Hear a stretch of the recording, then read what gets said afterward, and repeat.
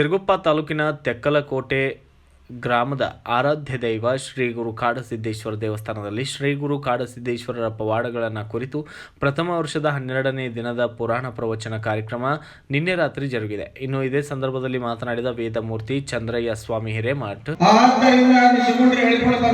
ಶ್ರೀ ಗುರು ವಚನೋಪದೇಶವ ಕೆಟ್ಟ ಕೆಲಸಗಳು ನಿಮ್ಗೆಲ್ಲ ಗೊತ್ತದ, ಏನು ಮಾಡಬಾಡ ಶಾಸ್ತ್ರ ದಿನ ಅನೇಕ ಲೀಲೆಗಳನ್ನು ನೀವೆಲ್ಲ ಕೇಳ್ತಾ ಬಂದಿದ್ದೀರಿ. ತಾತ ಕಾಡಿಸಿದ ದಂಡೆಯ ಮೇಲೆ ನಿಂತು ಪ್ರಾರ್ಥನೆಯನ್ನು ಮಾಡ್ತಾನೆ. ನಮೋ ನಮೋ ಪರದೇವಿ ಶಕ್ತಿಯೇ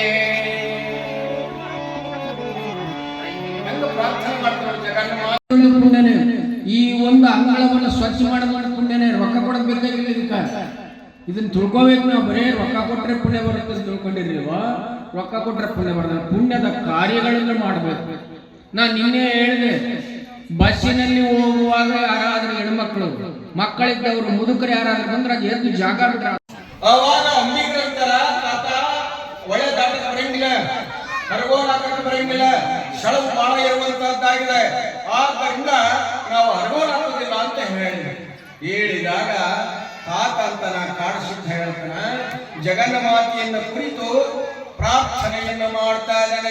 ದಂಡೆಯ ಮೇಲೆ ನಿಂತು ಜಗನ್ಮಾತೆ ಅಂಬಾದೇವಿಯನ್ನ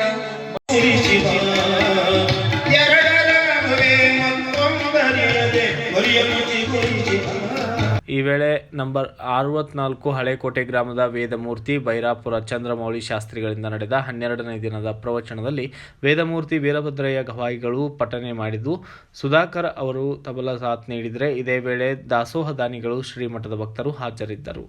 bureau report Srinivasa Nayak, BV5 news Kannada, Siruguppa. Thanks for watching. Read, discuss and debate with editor Dr. Yan Prashant Rao. Wanted reporters in print, digital and visual media for Bharat Vaibhav Daily Newspaper, BV News 5 Channel and BV Fast Web News from all the talukas of Karnataka, Goa and Maharashtra. If interested, send your resume to 9019229369.